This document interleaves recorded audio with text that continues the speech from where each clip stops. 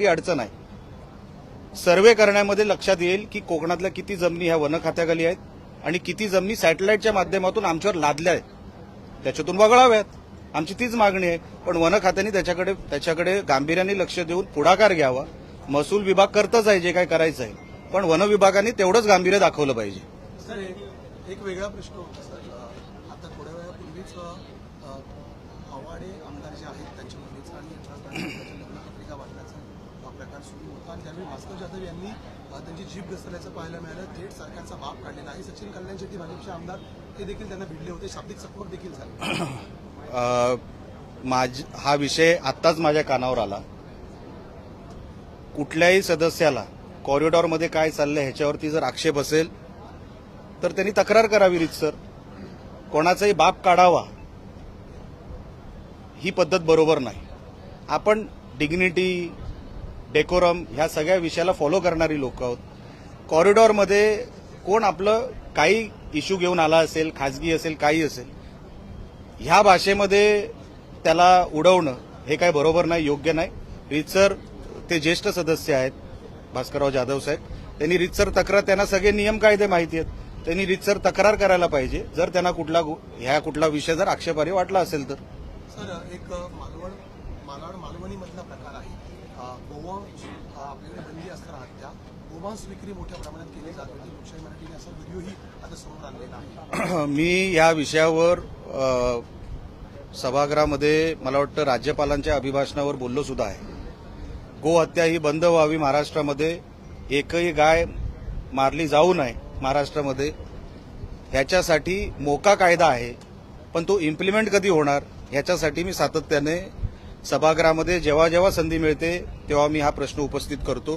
त्याच्यावरती आम्हाला उत्तर मिळतात की हे लवकरात लवकर बंद होईल. आम्ही सरकारवर विश्वास ठेवतो. पण गोहत्या ही बंद झालेली नाही महाराष्ट्रामध्ये. ही कधी बंद होणार ह्याच्यासाठी पाठलाग आम्ही सुद्धा करतोय. विनाकारण गोरक्षकांना त्याच्यामध्ये केसेसमध्ये अडकवलं जातं. असं असताना हे सगळं थांबलं पाहिजे. मला वाटतं लोकशाही चॅनलनीच ह्याची बातमी सर्वात पहिली केली होती आणि मला फोन देखील, मी त्याच्यावर फोनही दिलेला आहे. हे बंद व्हावं याच्यासाठी आम्ही सगळे आग्रही आहोत ना, त्याच्यामध्ये वेगळं काय, हे बंदच झालं पाहिजे.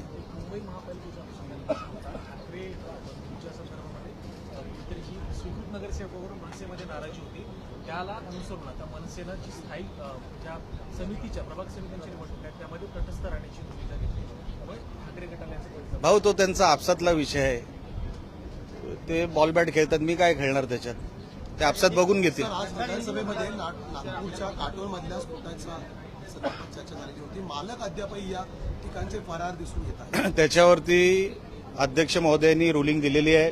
एक वेगळी सिटिंग, एक वेगळी चर्चा या सगळ्या विषयांमध्ये त्यांनी घ्यायचं ठरवलेलं आहे. मला वाटतं गुरुवार किंवा शुक्रवार तो दिवस त्यांनी निवडलेला आहे. त्याच्यावरती एक सविस्तर चर्चा करून त्याच्यामधला मार्ग काढतील असं अध्यक्ष बोलले. सर, नवी मुंबईमध्ये डान्सबार प्रकरणात देखील मोठी चर्चा घेतली होती विधानसभेमध्ये. लोकशाही मराठीने व्हिडिओ केलाय. काल एका सफाई कर्मचाऱ्याने निर्भया पथकातील वाहन घेऊन धिंगाणा घातलेला होता. तो मतदुंग अवस्थेत देखील होता.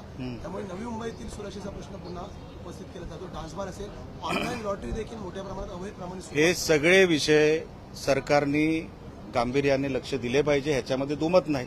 जिथे काय चालू असेल, जिथे रेड पडतात, जिथे काय असे प्रकार सुरू असतील त्याच्यावरती सरकार दखल घेईल आणि योग्य तो मार्ग काढेल.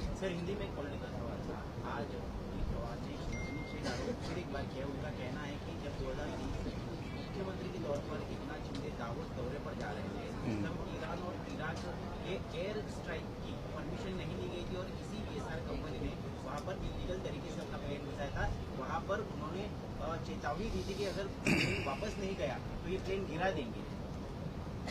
रोहित पवार जी जो बातें कर रहे हैं आजकल, एविएशन एक्सपर्ट बन चुके हैं वो, तो इसके लिए उनको जो कुछ जानकारी होगी वो फॉर्मल अथॉरिटी के पास देना. देखिए, मीडिया में बोलना बहुत आसान है. फॉर्मल अथॉरिटी के पास अगर जाना है तो उनको जाना चाहिए. अगर इतने वो एविएशन एक्सपर्ट बन चुके हैं, अभी सिर्फ पायलट बनना बाकी है उनका, बाकी सारा हो चुका है, उनको वो करना चाहिए ना. आप अभी सीबीआई के पास ऑलरेडी वो केस अजीत दादा की है, फिर भी एफआईआर लेने के लिए वो जो कर रहे हैं, प्रयास कर रहे हैं, ठीक है, वो उनका अजीत दादा के प्रति प्यार होगा, श्रद्धा होगी, वो सब सही है, पर आपको अगर कोई टेक्निकल जानकारी मिलती है तो उसको फॉर्मल अथॉरिटी के पास देना चाहिए, ये मेरा मानना है।